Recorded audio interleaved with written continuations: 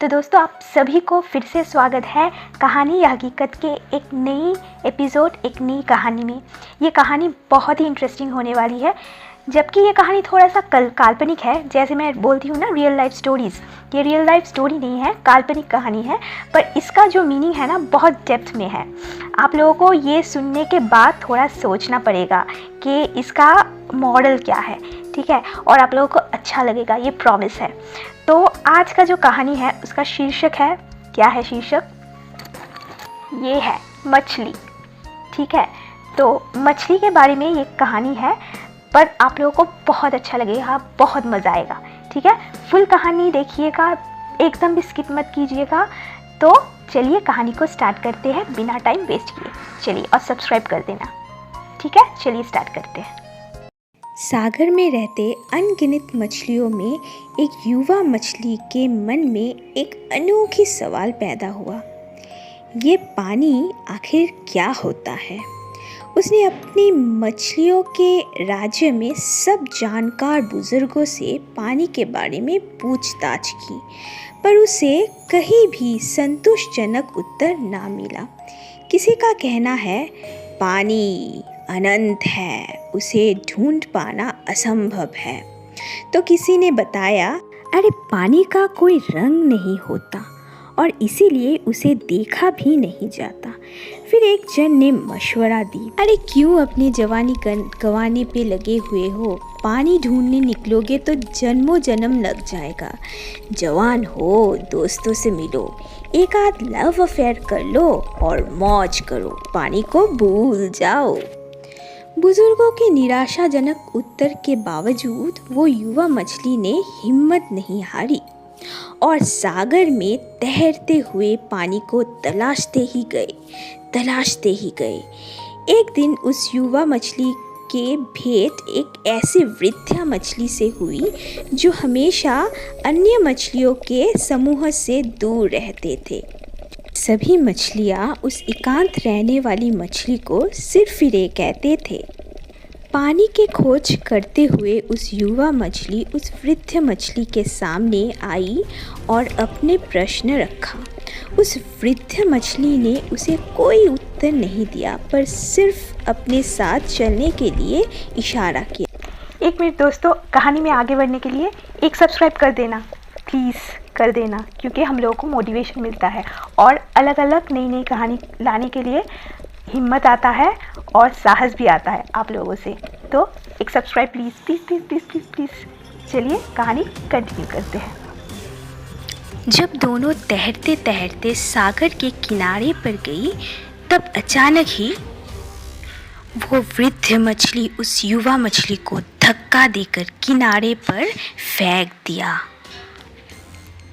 तब वो युवा मछली पानी पानी चिल्लाते हुए तड़पने लगी और जब वो मृत्यु के दिशा में पहुंच ही चुकी थी, तब वो वृद्ध मछली उसे वापस सागर में खींच लाया। कुछ ही देर बाद जब वो युवा मछली के प्राण ऊर्जा वापस लौटी, तब उसको बोध हुआ कि उसने पानी को जान लिया था। वो खुशी से नाचने लगी। उसने उस वृद्ध मछली को हृदय से धन्यवाद किया और वापस अपने साथियों के बीच लौट आई। वापस लौटकर युवा मछली बड़े उत्साह के साथ अपने साथियों को पानी के बारे में बताने लगी। उसने कहा, दोस्तों, ये जो हम अपने आसपास देख रहे हैं ना, ये पानी ही तो है। हम सब इसी पानी से बने हैं और इसी पानी में समा जाएंगे। ये पानी हमारे शरीर के भीतर भी है और बाहर भी है। हम सब इसी पानी से जन्म हुए हैं,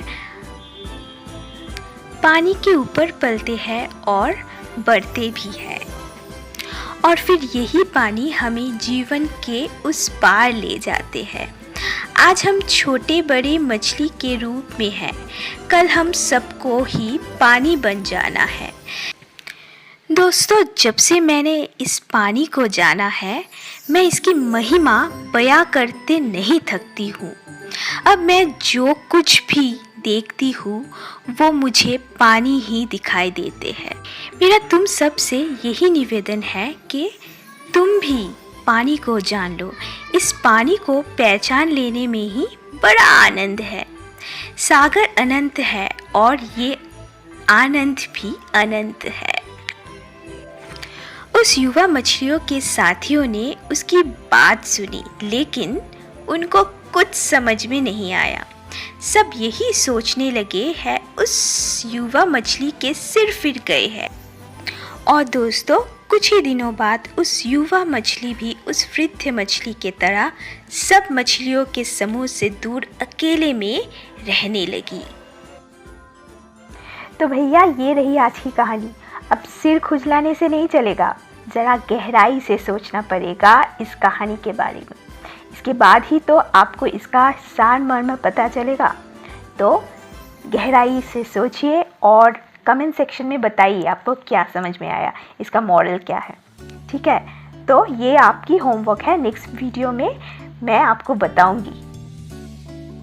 और अगर आपको समझ में नहीं आया तो थोड़ा सा फिर ये कहानी को देखिए, थोड़ा सा और रिवाइव कीजिए और कमेंट सेक्शन में बताइएगा कि आपको क्या लगा है। एक एक जन का परसेप्शन एक एक टाइप का हो सकता है।